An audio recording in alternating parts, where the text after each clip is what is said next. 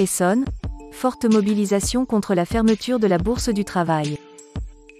Près de 300 personnes se sont rassemblées le 17 mars devant la préfecture de l'Essonne à Évry pour défendre la Bourse du Travail, menacée de fermeture pour des questions de sécurité. Pour FO, la responsabilité en revient au seul conseil départemental, qui multiplie depuis 5 ans les attaques contre ce lieu essentiel pour la défense des droits des salariés. Quelques 300 personnes venues de toute l'Île-de-France et même de l'Eure se sont rassemblées le 17 mars devant la préfecture de l'Essonne, à l'appel de FO, dans le cadre d'une intersyndicale. Les manifestants, brandissant de nombreux drapeaux, sont venus soutenir et défendre la Bourse du Travail d'Évry, menacée de fermeture.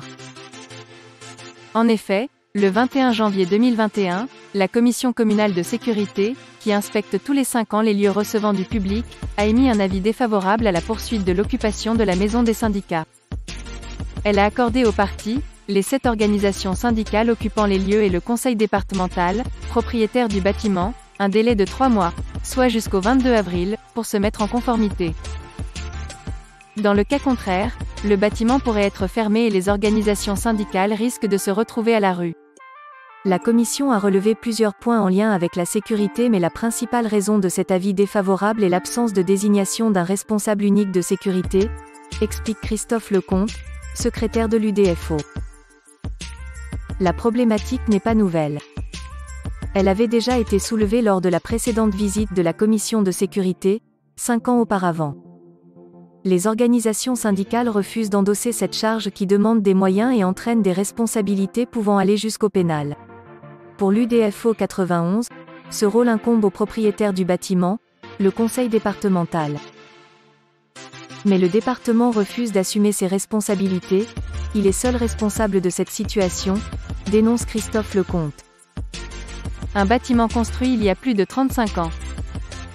La Bourse du Travail a été créée il y a plus de 35 ans, de la volonté de la préfecture et du département, un bâtiment construit pour et par les syndicats, au service des travailleurs, a souligné Christophe Lecomte lors de sa prise de parole.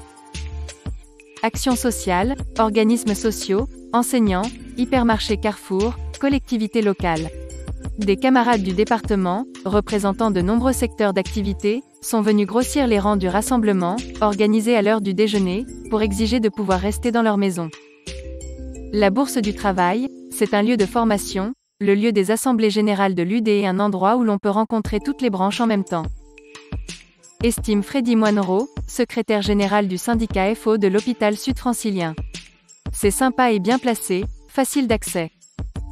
Christophe Lecomte a aussi rappelé au micro qu'il était fréquent que l'inspection du travail comme les prud'hommes renvoient des salariés en difficulté vers la Bourse du Travail pour se renseigner, preuve s'il en était besoin de son utilité. Des délégations FO venues d'Île-de-France et de l'Eure. Plusieurs délégations FO sont également venues de différents départements franciliens.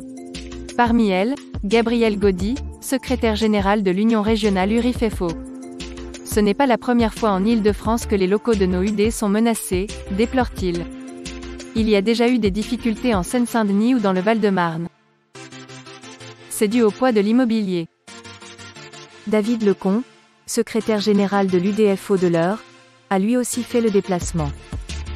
Les camarades de l'Essonne ont été là en 2016 lors de la manifestation historique pour défendre la Bourse du Travail de l'Eure, explique-t-il. Nous étions menacés d'expulsion sans relogement pour une opération immobilière. On a bien fait de se battre car aujourd'hui on a des locaux qui tiennent la route. Et surtout on s'est fait respecter. Cela fait plusieurs années que le conseil départemental de l'Essonne met la pression sur la maison des syndicats. En 2017, il avait d'abord tenté de reloger les organisations syndicales dans des locaux trop exigus. Il avait ensuite essayé de leur faire payer les fluides, le ménage et le gardiennage. À chaque fois, les organisations syndicales se sont mobilisées et le rapport de force a joué en leur faveur. Reste que depuis 2019, il n'y a plus ni ménage, ni gardiennage du bâtiment. Tout cela se fait au mépris des obligations du conseil départemental en tant que propriétaire des locaux, ajoute Christophe Lecomte. La préfecture va jouer un rôle médiateur.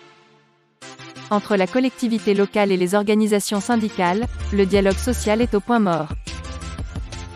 Dans la presse, le département a annoncé qu'il est prêt à accorder une subvention de 200 000 € pour financer le ménage et le gardiennage. Une réponse par voie de presse est inadmissible, elle n'est ni concrète, ni précise, dénonce Christophe Lecomte. Et cette proposition est inférieure à tous les devis que nous avons pu faire. Un responsable unique de sécurité nécessite une technicité et des responsabilités, ça se paye. Une délégation de l'intersyndicale a été reçue en préfecture durant 1 heure en début d'après-midi.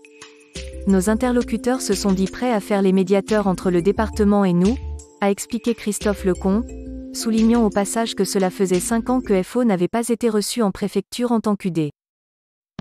Pour les organisations syndicales, la situation est d'autant plus grave qu'elle se déroule en pleine crise sanitaire, qui amplifie la crise économique et se traduit en crise sociale majeure. C'est vers les syndicats que les salariés se tournent pour s'informer et se défendre. Comment ne pas voir dans cette décision la volonté de reprendre aux salariés les moyens de s'organiser pour faire respecter leurs droits et en conquérir de nouveaux ? S'interroge-t-elle dans la pétition lancée sur le site change.org.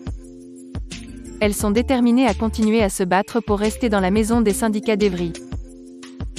Une prochaine mobilisation est déjà programmée dans le courant de la semaine prochaine, cette fois devant la mairie d'Évry, pour lui demander de ne pas prendre d'arrêté de fermeture. Dans le Morbihan, FO relogé de manière provisoire. Début décembre 2020, l'Union départementale FO du Morbihan ainsi que 4 autres organisations syndicales avaient dû évacuer en urgence la maison des syndicats de Lorient, sans solution de relogement immédiat, le bâtiment, construit au début des années 1970, pouvant s'effondrer à tout moment, selon les experts. Après 3 mois de discussion, une solution transitoire a finalement été trouvée avec la ville. Des locaux ont été mis à disposition des organisations syndicales en centre-ville. FO a signé une convention provisoire de 2 fois 6 mois. Ce délai devrait permettre à la ville de faire un audit du bâtiment en péril pour voir s'il peut être rénové. Dans le cas contraire, la municipalité devrait faire une proposition de relogement. Fin février, FO a été l'une des premières organisations syndicales à emménager dans les nouveaux locaux et elle a pu reprendre son activité. Mais les lieux se révèlent trop petits à l'usage. La surface de l'union départementale est passée de 450 m² à 180 m², compliquant son fonctionnement. Plus de bureaux pour le secteur des retraités, manque de place pour permettre aux conseillers du salarié de mener ses entretiens, pas assez d'espace pour stocker la comptabilité ou les dossiers juridiques en cours. La petite salle de réunion ne peut pas accueillir plus de 12 stagiaires pour les formations. Les syndicats n'ont plus la capacité de se réunir dans nos locaux, il faudra demander une salle à la ville, cela les fragilise, déplore Pierrick Simon. Des discussions sont en cours avec la mairie pour gagner un peu d'espace supplémentaire. Cet article a été rédigé par Clarisse Josselin, journaliste à l'Info Militante. Les photos ont été prises par Frédéric Blanc, photographe à l'Info Militante.